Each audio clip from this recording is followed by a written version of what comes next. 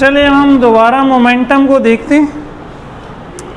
Momentum की definition थी product of mass and velocity. अब मेरी बात सुने, लिखना छोड़ दें। मास क्या होता है? मास की डेफिनेशन आपने 6ठी 7वीं में इवन के साइंस की बुक में आती है। Quantity of matter, amount of matter, मादे की मकदार। मैटर क्या होता है? Anything that has weight and occupies space.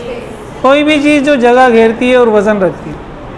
यूँ समझ ले, जो चीज़ आपको नज़र आ रही है, हर चीज़ का कोई ना कोई मास है। किलोग्राम जिसकी यूनिट है। वेलोसिटी क्या है? बॉडी अगर किसी ख़ास डायरेक्शन में जा रही है, बॉडी किसी ख़ास डायरेक्शन में जा रही है, तो वो जो डिस्टेंस कवर करती है उसको हम कहते हैं डिस्प्लेसमेंट। उस डिस्प्लेसमेंट को टाइम से डिवाइड कर दें तो क्या निकल आती है? वेलोसिटी।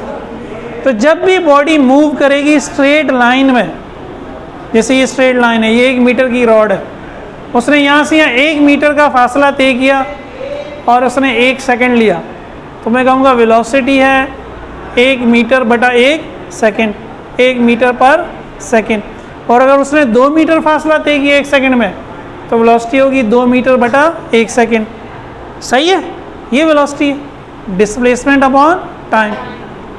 तो अगर बॉडी इस डायरेक्शन में मूव कर रही है, उस डायरेक्शन में उसकी वेलोसिटी है, इस वेलोसिटी को मास से मल्टीप्लाई कर दूं बस, m इंटू वी, इसका हमने एक नया नाम रख दिया, क्या? मोमेंटम। पूरा नाम लीनियर मोमेंटम है, लेकिन मैंने कहा बार बार लीनियर का वर्ड नहीं लगाता। ये डेफिनेशन कल भी लिखी थी, आज भी लिखी। इसकी डायरेक्शन वही होगी जो वेलोसिटी की होगी। अब कल सवाल था कि हम डिफाइन मोमेंटम क्यों करते हैं। आप लोगों ने सही कहा, फोर्स। फोर्स कैसे? मोमेंटम को क्वांटिटी ऑफ मोशन भी कहते हैं, मोमेंटम को क्वांटिटी ऑफ मोशन भी कहते हैं। देखिए मेरे हाथ में ये मास m है भाई, तो ये मास m मेरे हाथ पे कोई फोर्स लगा रहा है, ठीक है? ज़मीन इसको जो खींच रही है, मेरा हाथ भी इस पे मुखालिफ फोर्स लगा रहा है।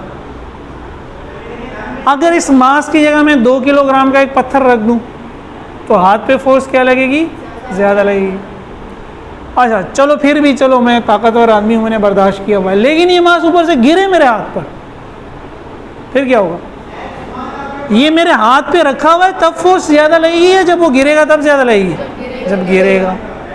तो इसका मतलब है जब मास मूव करने लगता है तो वो ज़्यादा फोर्स लगाता है, जब मास मूव करने लगता है तो वो ज़्यादा फोर्स। समझ आ गई बात? अच्छा, इसी को कहते हैं क्वांटिटी ऑफ मोशन। जब मास मूव करता है तो उसके मास और वेलोसिटी को मल्टीप्लाई करके कहते थे ये इसकी मोशन की क्वांटिटी है। अब मैंने 2 किलोग्राम का पत्थर, 1 किलोग्राम का एक ब्लॉक मैंने फेंका आपकी जानिब, मैंने फेंका, और मैंने 10 ग्राम की एक बुलेट, बंदूक से जो बुलेट निकलती है, वो मैंने फेंकी। कौन सी चीज़ आपको ज़्यादा नुकसान देगी? 1 किलोग्राम का पत्थर या 10 ग्राम की बुलेट? मैं फायर कर रहा हूँ, बंदूक से नहीं निकल रही बुलेट, मैं फेंक रहा हूँ दोनों को। स्पीड दोनों की सेम होगी ना?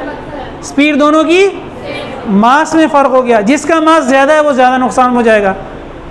मैं आपको एक छोटा पत्थर मार रहा हूँ और एक बड़ा पत्थर मार रहा हूँ। छोटा पत्थर गोली है, तो बड़ा पत्थर ज़्यादा नुकसान पहुँचाएगा ना। मैंने दोनों को फ़र्ज़ किया सेम कुव्वत से फेंका है, तो वेलोसिटी फ़र्ज़ करें सेम है। अब गोली अब मैंने बुलेट से फायर कर दी, पत्थर तो आप रोक भी लेंगे, लेकिन वो बुलेट जो पहले मैं फेंक रहा था वो भी आप कैच कर लेंगे, बुलेट कैच कर लेंगे। वही बुलेट है, पहले मैंने फेंकी थी, अब बंदूक से गई, क्या फ़र्क है? लो भाई, मैंने अपने कपड़ों का बेड़ा गर्क कर दिया।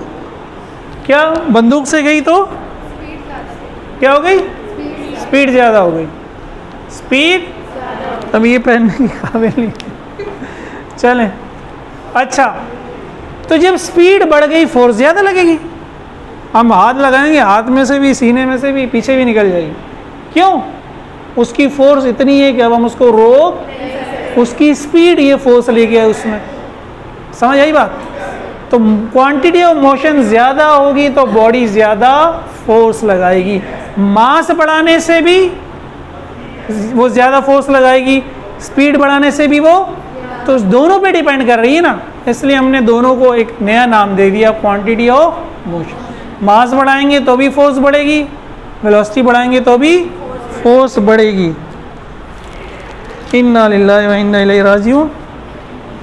Momentum is also called quantity of motion. The higher the momentum, जितना मोमेंटम हायर होगा, ज्यादा होगा,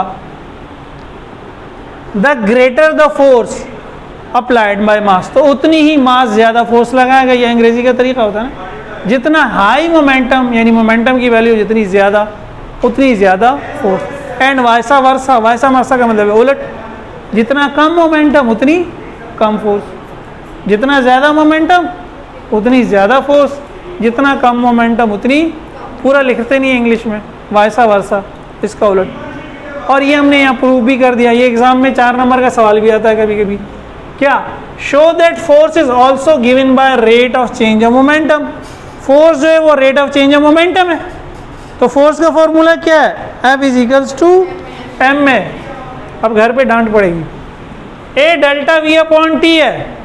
ए क्या है? डेल्टा वी अपॉन टी, यही है ना, ये तो सबको पता है ना।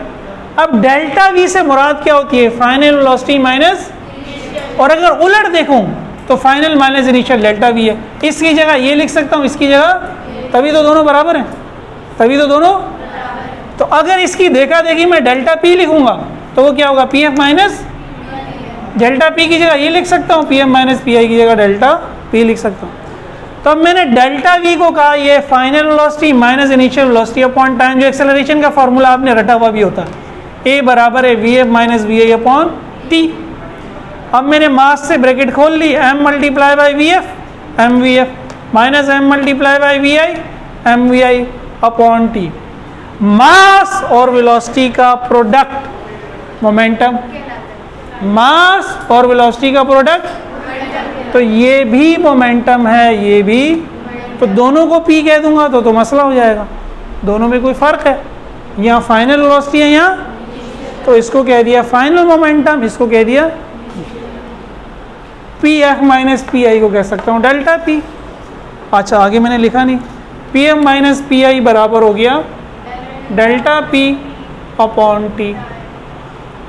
जब अपॉन में टाइम आ जाए तो उसको लिखते ऐसे हैं रेट, रेट, और ऊपर जो आए उसका रेट, तो rate of change of momentum.